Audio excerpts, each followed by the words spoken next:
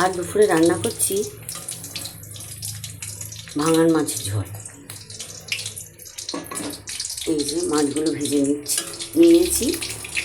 আর আমি একটু মাছগুলো কড়া কড়া করে ভেজেছি। অনেকটা বেশি তেল আছে দেওয়া। এই যে কড়াইতে দেখছেন অনেকটা বেশি তেল দেওয়া আছে। তেলটা তুলে নেব, কারণ এতটার তেলে মাছের ঝোল ভালো লাগবে না।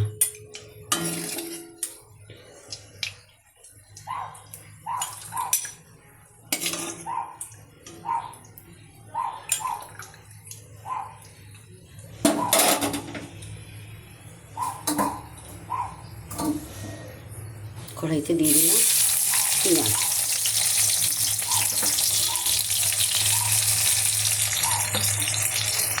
আর আদা বাটা একসাথে দিয়ে দিলাম।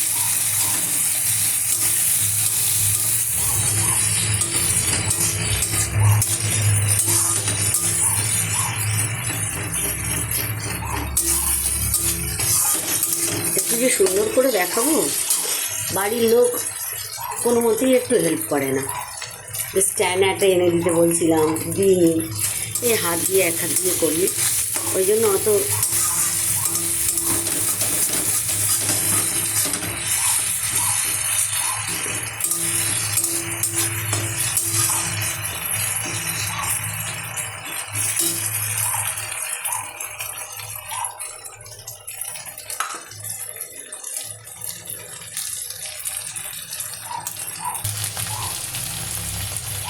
এই যে কষানো হচ্ছে মশলাটা, দিয়ে দিয়েছি টমেটো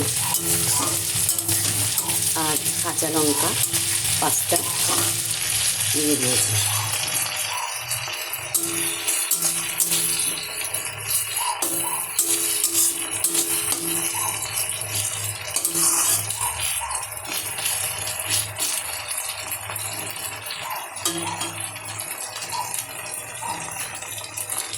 একটু লবণ দিয়ে দিলাম,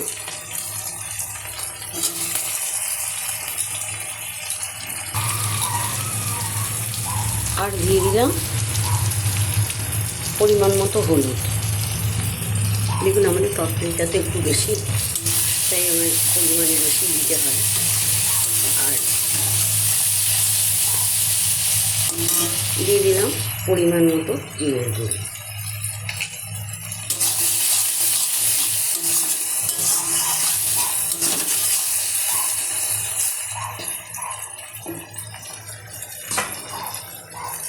দিয়ে দিলাম সব সবজিগুলো একসাথে, আলু আর ফুলকপি সিদ্ধ করা। আমি সবসময় আলু ফুলকপি সিদ্ধ করেই রান্না করি, কেননা আমরা যেহেতু ডায়াবেটিস পেশেন্ট, আমার হাজব্যান্ড, আমি, তাই এসব তো আমাদের দিক দিয়ে বারণ। ইউরিক অ্যাসিড আছে, তবুও সেইটা তো খেতে ইচ্ছা করে মাঝে মধ্যে। তাই যখনই রান্না করি সিদ্ধটা করে ফেলে দিই, তাতে একটু উঠলেও বাঁচি। আমরা মানুষ সবসময় করে সব কিছু বেছে বুঝে খাওয়া দাওয়া করতে পারি না। লোভ বলে তো একটা জিনিস আছে, ইচ্ছে বলে তো একটা জিনিস আছে। সেই জন্য আরও বিশেষ করে আমার হাজব্যান্ড ফুলকপি ভীষণ ভালোবাসে। ও ফুলকপি, বাঁধাকপি এগুলো ওর ভীষণ প্রিয় খাবার। বলে আমাকে যে আমার সিদ্ধ করে দিলেও আমার ভালো লাগে। আমি অত বাঁধাকপি টপি ভালোবাসি না, তবে এখন যখন সবাই ভালোবাসে আমাকেও ভালো বাঁচতে হবে, সেটা ভেবেই আমি খাই। এরকম সুন্দর হয়েছে কষানো ফুলকপি। আর এভাবে রান্না করারও আর একটা কারণ আছে। আমার নাতি বলেছে, মানে বউকে বলেছি যে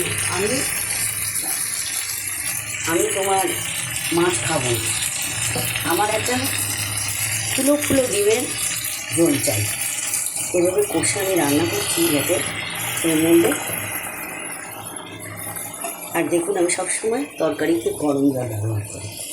আপনারাও গরম জল ব্যবহার করে দেখবেন, তরকারির স্বাদ সম্পূর্ণ আলাদা হয়।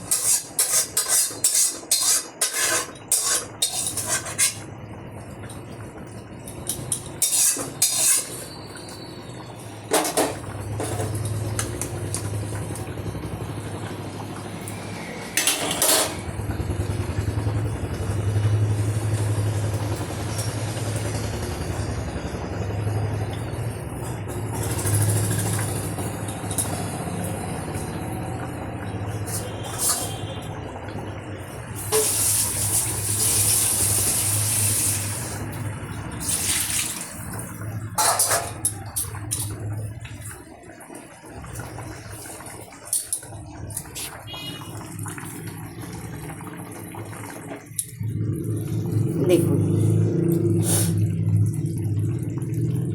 মা এখানেই তো ছিল।